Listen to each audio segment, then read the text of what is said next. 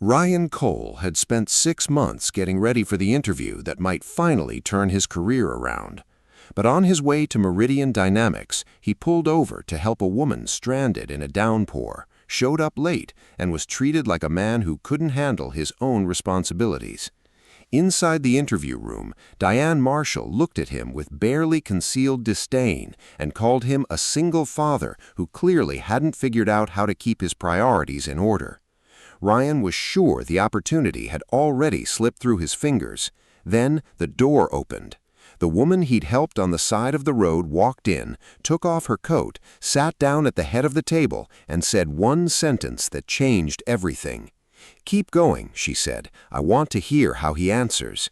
If you enjoy stories where kindness gets brushed aside and then comes roaring back to change everything, hit subscribe and stick around for the ending.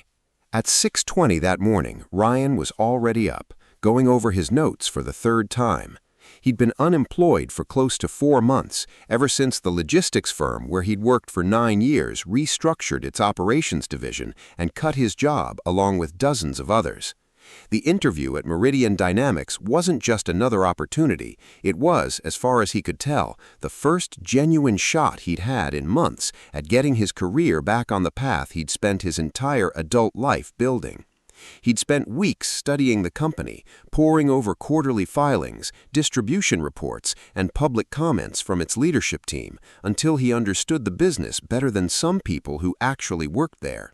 He'd even drafted a rough proposal targeting one operational weak spot he suspected the company was dealing with quietly, though he had no way to confirm it until he was actually in the room. He put on the same charcoal suit he'd worn to his last 3 interviews, pressed and brushed the night before, since it was the only one that still fit the way he wanted it to. Before leaving his apartment, he checked the schedule for picking up his son that evening, sent a quick text to the sitter, and then shut off his phone and didn't touch it again until the interview was over. He built in 45 extra minutes of travel time, far more than he thought he'd need, because he'd promised himself there would be no excuses today, no matter what happened. The apartment had that particular stillness it only had before sunrise, before his son woke up asking about cereal, or a missing shoe, or a permission slip that had been sitting on the counter for a week. Ryan had built his entire routine around protecting mornings like this one, the ones that actually mattered. And over 4 months of job hunting, he'd learned exactly how easily that protection could crumble. One delayed bus, one missed alarm, one unexpected call from the school, and a whole day's plan could fall apart before it even began. He'd lived through enough of those mornings to know the difference between a real emergency and an excuse, and he'd promised himself long ago that he would never let the two blur together in front of an employer. It was a quiet kind of discipline no resume line could ever capture. The discipline of building redundancy into a life that had almost no margin for error. For a moment, he thought about the version of himself from 5 years ago, before the layoffs, before the string of rejections and unanswered applications, before he understood what it felt like to explain a gap in employment to a stranger holding a folder. That version of him now worried about arriving early enough to prove he belonged in the room. He'd simply belonged. Now every interview came with a low hum of something to prove, and Ryan had grown almost accustomed to walking in already a few steps behind, already braced for the question about the gap, already rehearsing an answer that sounded confident without sounding defensive. It wore on him in a way that rarely showed on his face, and he'd gotten very good at not letting it show. Ryan believed he'd accounted for every possible reason to be late. He'd mapped the route the night before, factored in traffic near the financial district, and left with enough buffer to absorb almost any delay an ordinary morning could throw at him. But about 20 minutes before his scheduled time, driving down a service road slick with rain, he spotted a gray sedan pulled tight against the curb, hazard lights flickering weakly through the downpour. A woman crouched near the front wheel, wrestling with a stuck jack, while cars sped past close enough to splash water across her coat. Ryan slowed down without really deciding to. He glanced at the clock, rammed the numbers in his head, and understood exactly what stopping would cost him. He sat there for a moment with his hands on the wheel, watching her in the rearview mirror, running through the same calculation every driver in his position runs through without wanting to. He was already cutting it close. Stopping meant risking everything he'd spent 6 months building toward. Every rehearsed answer, every carefully pressed shirt, every ounce of preparation poured into one narrow window of opportunity.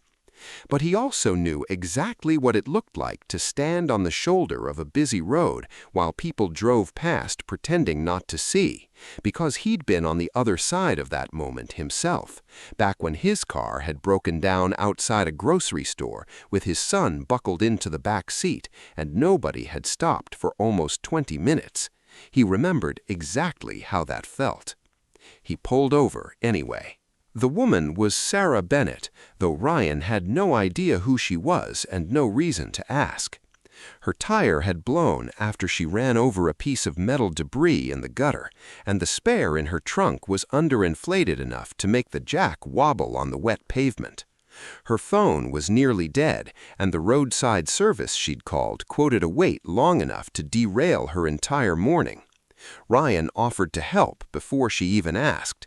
He knelt beside the wheel in his pressed suit, letting the rain soak straight through the fabric, and started loosening the lug nuts with the small kit he kept in his own trunk for exactly this kind of situation. Up close, Sarah looked less like someone caught in an ordinary bad morning and more like someone who was rarely allowed to be inconvenienced, though nothing in her manner suggested she expected special treatment. She thanked him twice before he'd even popped his trunk, apologizing for the intrusion as though asking a stranger for help were somehow putting him out.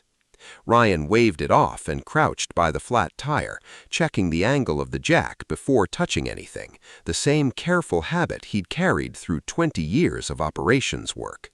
Sarah studied him for a second, taking in the suit, the tie, the way he moved like a man with somewhere important to be.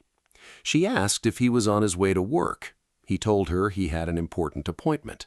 She told him, quite firmly, that he should go, that she could manage on her own, that she didn't need him wrecking his morning for a stranger on the side of the road.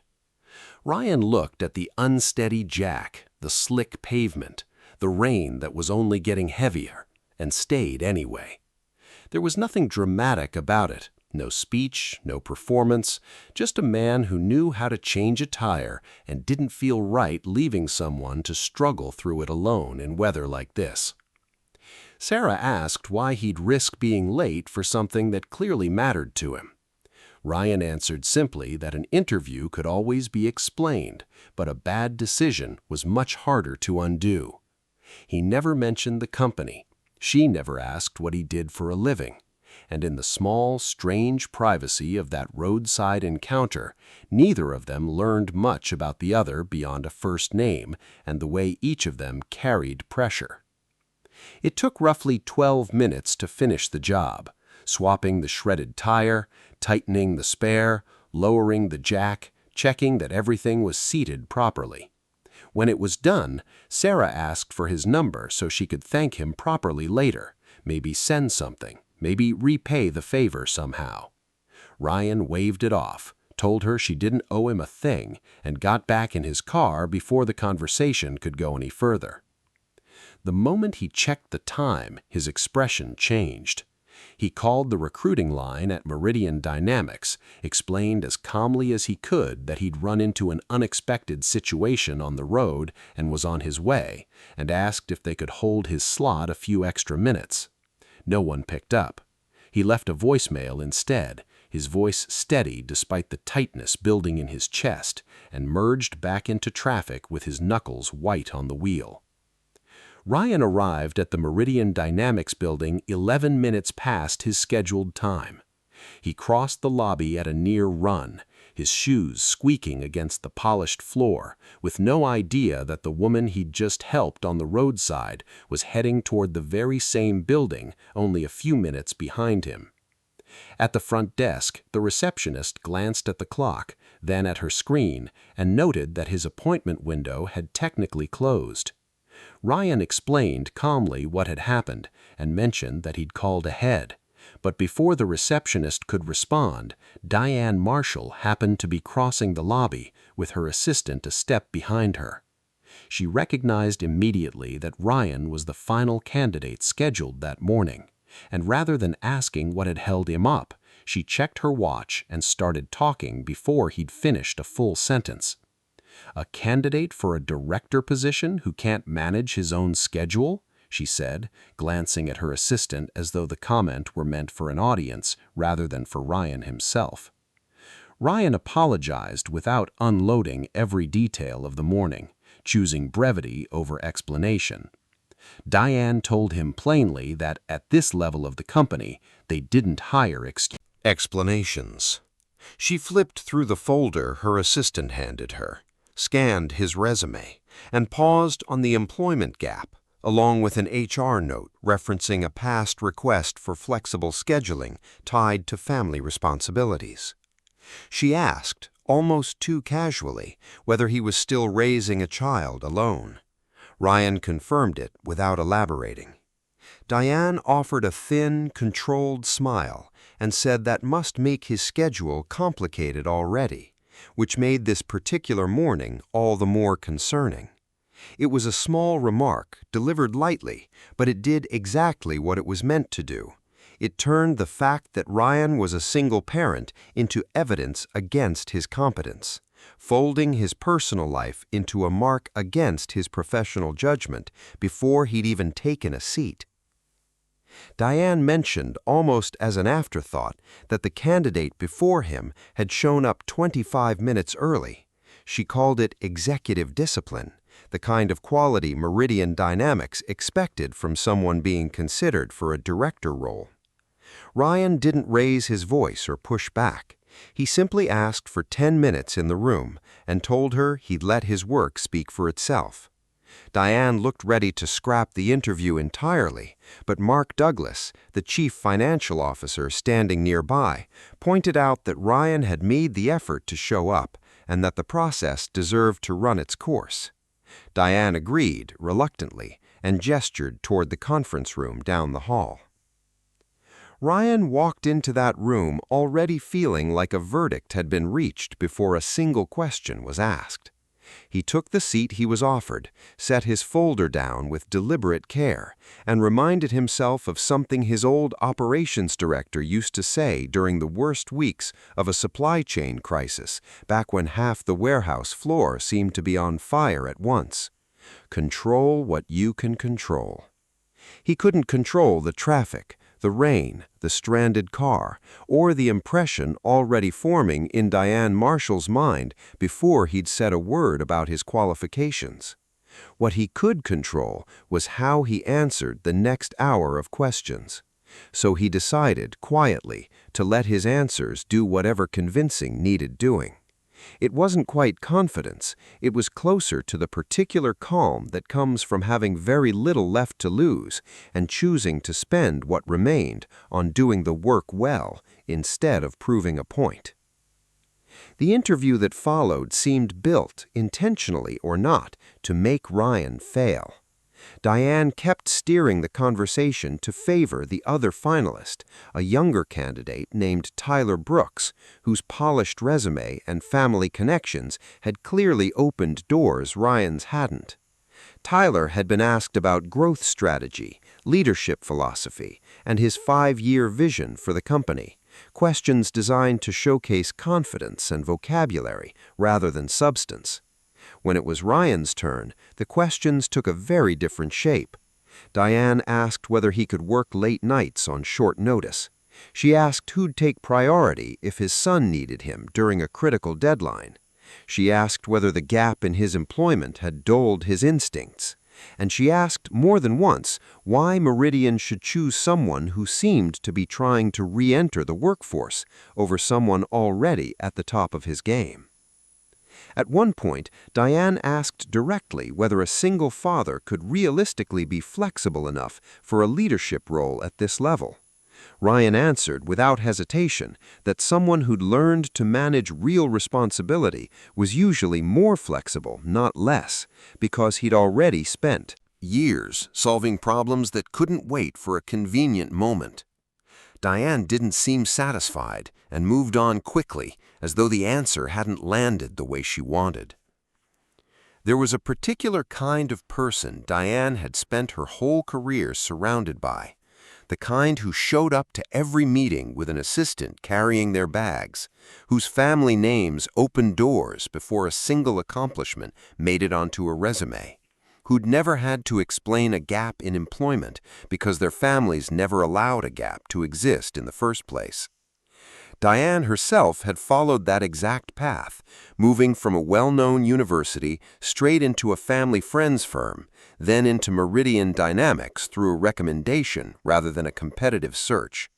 She'd built her whole understanding of leadership around presentation, credentials, and the particular ease that comes from never having to fight for a single opportunity. And she genuinely believed that ease was itself a kind of qualification. A man like Ryan, whose resume carried the marks of real struggle rather than a smooth, uninterrupted climb, didn't fit the picture she'd spent 20 years building of what an executive should look like. It wasn't entirely personal, though it certainly felt personal to Ryan sitting across from her. It was a worldview so deeply settled that she rarely noticed herself applying it. It was Mark who eventually steered the conversation towards something concrete, a case study involving one of Meridian's regional distribution centers, struggling with delayed shipments, rising overtime costs, and a major client threatening to walk away from a long-standing contract. Tyler had already proposed hiring more staff and investing in a new software platform, a solution that sounded impressive but would take months and a serious budget to implement.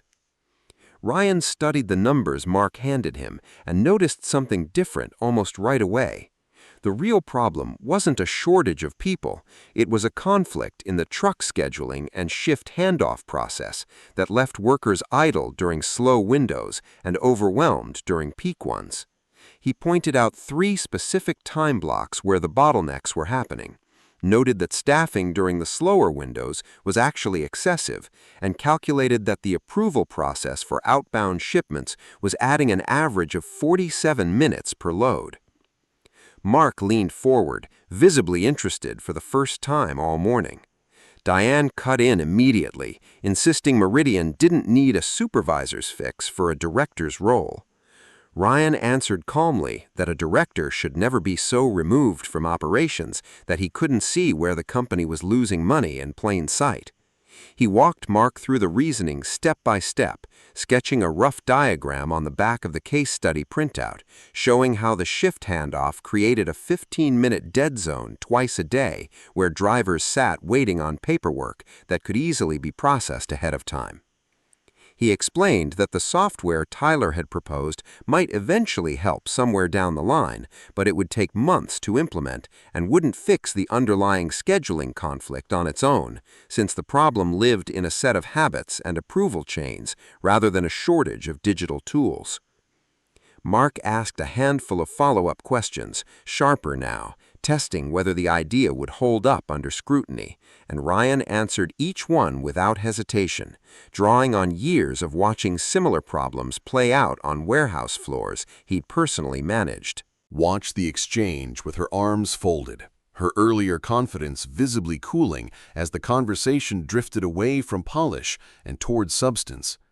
When Mark asked how much budget his approach would need, Ryan told him the first 30 days would require almost nothing beyond a schedule redesign and closer tracking of the handoff windows. For a moment, Diane seemed to lose her footing, and she pivoted back to the one thing she still had leverage over. She asked, with a pointed edge in her voice, whether they were still supposed to trust someone who couldn't manage to show up on time. Ryan paused, weighing whether to explain the whole story of the morning, the rain, the stranded car, the woman who'd told him twice that he didn't need to stay. Before he could decide, the conference room door opened. Sarah Bennett walked in, her hair dry now, her rain-soaked coat replaced by a tailored blazer, carrying herself with an entirely different presence than the woman Ryan had knelt beside on the roadside less than an hour earlier. Everyone in the room rose almost reflexively. Diane's expression flickered with surprise as she said they hadn't expected her to join this particular round. Ryan looked at the woman standing in the doorway, then at the empty chair at the head of the table, and understanding settled over him slowly, like a piece finally locking into place. Diane made the introduction in a voice that had lost some of her earlier confidence. "Ryan Cole," she said. "This is Sarah Bennett, Chief Executive Officer of Meridian Dynamics." Sarah looked directly at Ryan and said simply that they'd already met. The room went quiet in a way that felt almost physical. Diane's composure cracked for just a moment before she tried to recover, suggesting that if the two of them had already crossed paths, perhaps that explained his tardiness after all. Sarah turned to her and pointed out, evenly, that only minutes earlier Diane had insisted the reason for his lateness didn't matter at all. It was the first real reversal of the morning, and it landed hard. Sarah crossed the room and took the seat at the head of the table, setting down a slim folder of her own, and for a moment nobody spoke. Ryan searched her face for some trace of the woman he'd knelt beside in the rain less than an hour earlier, and found her there, though carried now with an entirely different kind of authority, the practiced stillness of someone who'd learned to command a room without raising her voice. She didn't smile at him in a way that suggested favoritism, and she didn't avoid his eyes either. She simply looked at him the way she'd look at any candidate she was meeting for the first time in a professional setting, which was in its own way more respectful than anything Diane had offered him all morning. But Sarah didn't walk in and hand Ryan the job out of gratitude, and that restraint mattered more than anything else in the room. She made it clear in front of everyone that she had no idea how Ryan performed professionally. She only knew why he'd been late that morning. Because of that, she wanted the rest of the interview judged fairly on its own merits, without bias working against him or sympathy working in his favor. It kept his position honest. He wasn't being carried by the CEO's goodwill. He was simply being given the chance for the first time all morning to be judged on equal footing. Still shaken from the loss of control, Diane shifted her approach. She acknowledged that kindness was admirable, but reminded the room that they were selecting someone to manage hundreds of millions of dollars in operations, not handing out an award for good character. Sarah's response was brief. She told Diane to continue the interview. Diane pressed forward with a harder scenario, clearly hoping to expose a weakness that would settle the matter for good. But Ryan handled the new challenge with the same steady clarity he'd shown with the distribution case, walking through his logic out loud so everyone in the room could follow. It turned out the exact bottleneck he'd identified minutes earlier was a problem the executive team had been quietly debating for nearly 3 weeks without resolution. Sarah recognized the pattern the moment he laid it out, and something in her posture shifted. The polite formality of a stranger giving way to genuine, focused attention. She asked how long it had taken him to spot it. Ryan told her honestly it had taken about 7 minutes, working only from the numbers Mark had handed him cold. Mark didn't bother hiding his surprise. Diane, for her part, began to understand that the man she'd spent the last half hour trying to dismiss was no longer someone she could simply wave away. She'd built her career on reading a room quickly, and what she read now was unwelcome. Tyler's presentation, still fresh from the earlier session, had been smooth and well-rehearsed, full of the kind of language boards like to hear, but it hadn't produced a single new insight the executive team didn't already have. Ryan, arriving late, soaked from the rain, without a slide deck or a rehearsed opening line, had found in 7 minutes something a highly paid strategy team had circled around for weeks without resolving. Diane could feel the balance of the room tilting away from the version of events she'd spent the morning constructing, and she didn't yet know how to pull it back. The interview didn't end with a triumphant hire, because that would have made everything too easy, and nothing about Meridian's culture worked that simply. Sarah had to leave for a board meeting shortly after the case study discussion wrapped. Once she was gone, Diane asked Ryan to stay behind in the hallway for a moment. She kept her voice low, almost pleasant, in a way that made the words underneath sting more sharply. She told him not to misread what had just happened in that room. Helping the chief executive change a tire, she said, didn't make him an executive himself. Ryan told her he never assumed it did. Diane kept going, explaining that people on this floor had spent 20 years building the relationships and reputations that put them there, and that no one simply walked in because they happened to meet the right person standing in the rain. It was a quiet, precise kind of cruelty, delivered without ever raising her voice, and it made clear exactly how Diane viewed the world she'd built her career inside of. Ryan left the building that afternoon replaying the exchange in his mind, not because it wounded him the way Diane likely intended, but because it clarified something he'd already half suspected about how Meridian Dynamics worked beneath its polished surface. There was a version of the company that ran on results, the version Sarah seemed to believe in, and another version that ran on inherited comfort, the version Diane had spent 2 decades protecting. He didn't know yet which version would decide his future, and there was nothing productive in guessing.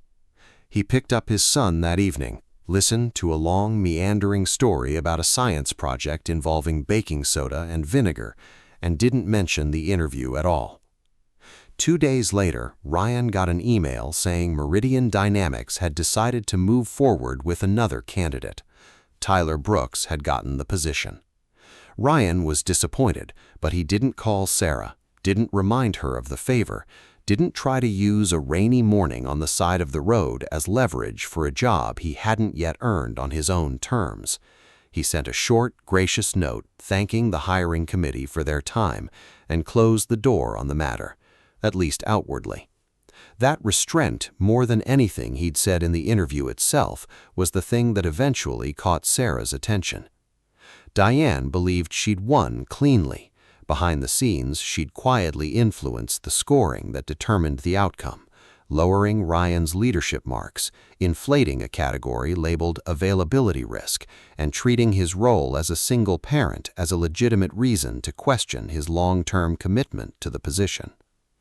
Weeks later, while reviewing a routine hiring summary as part of an unrelated audit, Sarah came across a line that stopped her cold.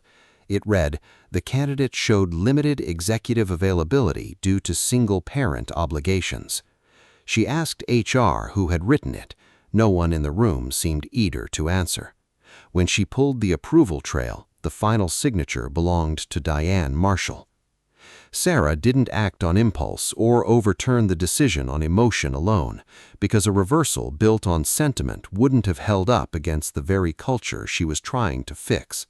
Instead, she designed a real test, grounded in the company's actual business.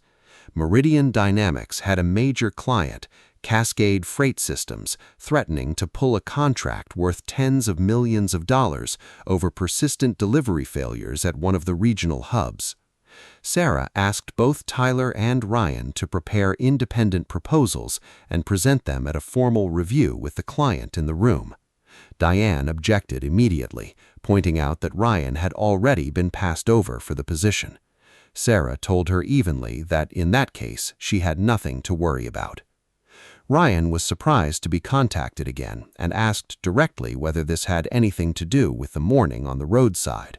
Sarah told him plainly that it didn't. She was calling him back because the 7-minute analysis he'd produced cold, sitting in an interview under pressure, had outperformed a report the company had paid consultants 6 weeks to deliver. Ryan agreed to take part. Tyler arrived with a polished slide deck dense with consulting jargon, proposing a significant software investment and a 6-month implementation timeline that promised sweeping improvements somewhere down the road. Ryan brought something far simpler, a hand-drawn flow of the shipment process, 3 concrete adjustments to the existing schedule, a basic Dashboard to track results in real time, a 21-day trial window, and a clear plan for reversing course if the changes didn't work. The representative from Cascade Freight leaned toward Ryan's proposal almost immediately because it offered something they could verify within weeks rather than something they had to take on faith for half a year. Diane made one last attempt to tilt the room, remarking that Ryan clearly had a strong operational mind, but that this particular role required what she called executive presence. The Cascade representative asked, without much patience left in his voice, whether executive presence would get his containers out of the warehouse on schedule. The silence that followed said everything the room needed to hear. For the first time since Ryan had walked into that building weeks earlier, the balance of power in the conversation had shifted for good. Sarah authorized a trial of Ryan's plan at the struggling distribution site, bringing him on as a consultant for 30 days before any decision about the permanent role would be made. Diane remained convinced the plan would collapse under real-world pressure. Over the following 3 weeks, wait times at the facility dropped sharply. Overtime costs fell in line with the projections Ryan had outlined, and on-time delivery rates climbed high enough that Cascade Freight quietly withdrew its threat to cancel the contract altogether. There was nothing exaggerated about the results. The numbers were simply strong enough to prove Ryan had been right from the very minute he looked at the data. When the results were presented to the executive committee, Diane described the improvements as a cross-functional initiative from her own division, barely mentioning Ryan's name at all. Ryan sat near the back of the room and said nothing, unwilling to fight for credit in front of people he barely knew. Sarah, reviewing the presentation, asked a simple question: who had actually designed the new scheduling model? Diane hesitated, offering a vague answer about a collaborative effort across several teams. Mark quietly opened the original proposal document on his laptop and turned the screen so the room could see the name listed at the top. It read, Ryan Cole. Sarah asked the question again, more directly this time, and Diane was left with no room to maneuver.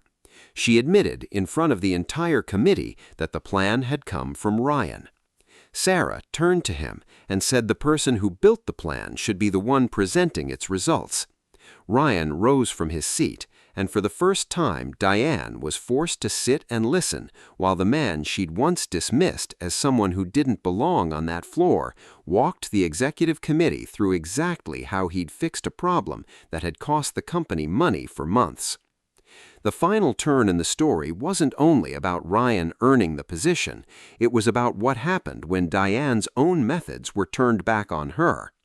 Mark, along with HR, launched a closer review of the recent hiring process once the incident with the scoring summary came to light. What they found wasn't a single dramatic act of malice, but a pattern that was arguably worse for how quietly it had operated.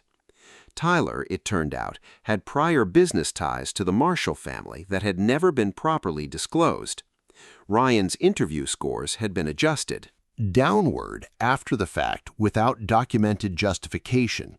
His responsibilities as a parent had been used as a factor in an evaluation category where it had no legitimate place. And once investigators looked further back, they found that at least 2 other candidates over the previous year had been screened out using similarly vague, subjective criteria that traced back to the same office.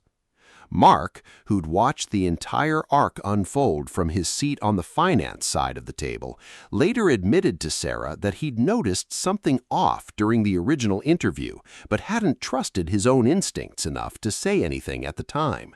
He'd assumed, the way people often do inside large organizations, that someone with more seniority and more history at the company must have a reason for the decisions she made, even when those decisions felt uncomfortable to witness. It was a small confession, but it mattered because it showed how easily an entire system could tilt around one person's quiet, persistent bias, simply because everyone around her assumed someone else would eventually push back. Diane defended herself by insisting she'd simply been protecting the company's executive standards. Sarah asked her, in front of the same committee that had once listened to her dismiss Ryan without hesitation, whether those were the company's standards or her own. Diane didn't answer. Sarah placed the two files side by side on the table, Tyler's polished credentials on one side, Ryan's verified results on the other, and said that one man looked right on paper, while the other had made the system actually work. In the weeks that followed, Diane was stripped of her authority over executive hiring, placed under a formal governance review, and eventually chose to step down from her position entirely once it became clear the board no longer had confidence in her judgment. There was no shouting in that final meeting, no dramatic confrontation, only the particular kind of silence that settles over a room when everyone finally understands exactly what happened and why it mattered.